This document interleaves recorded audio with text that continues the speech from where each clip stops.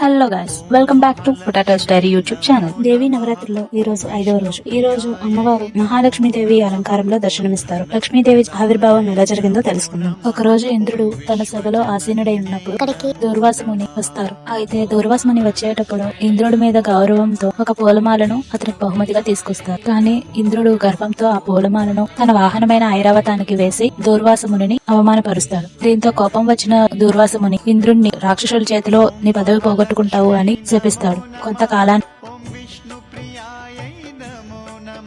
దిక్కుతోచని స్థితిలో విష్ణుమూర్తి దగ్గర సహాయం కోరి వెళ్ళగా విష్ణుమూర్తి పాల సముద్రాన్ని చిలికి అందులో నుండి వచ్చే అమృతాన్ని సేవిస్తే మీరు అమరులుగా మారి మీ రాజ్యాన్ని తిరిగి పొందగలరు అని విష్ణుమూర్తి ఇంద్రునికి చెప్తారు. దీంతో అమరత్వాని కోసమై దేవతలతో పాటు రాక్షసులు కూడా పోటీ పడతారు. వాసుకి నాగసర్పం కూర్మం సహాయంతో పాల సముద్రాన్ని చిలికినప్పుడు చాలా రకాల శక్తులు అటు పిమ్మట లక్ష్మీదేవి ఆవిర్భవిస్తారు. లక్ష్మీదేవి విష్ణుమూర్తిని చూసి ఆకర్షితురాలై అతనిని వివాహం చేసుకుంటారు. అటు పిమ్మట ఆవిడ ధనానికి సంపదకు అధిదేవతగా భక్తులతో పూజలు అందుకుంటున్నారు. లక్ష్మీదేవిని గూర్చి నాకు తెలిసిన శ్లోకం ఒకటి చెప్తున్నాను. లక్ష్మీం క్షీర సముద్ర రాజధానియే శ్రీరంగ ధామేశ్వరి దాసీభూత సమస్త దేవ వనిత లోకైక దీపాంకురం శ్రీమన్మంద కటాక్ష లబ్ధ విభవే బ్రహ్మేంద్ర గంగాధరం త్వాం త్రైలోక్య కుటుంబినీం సరసిజాం వందే ముకుంద ప్రియం.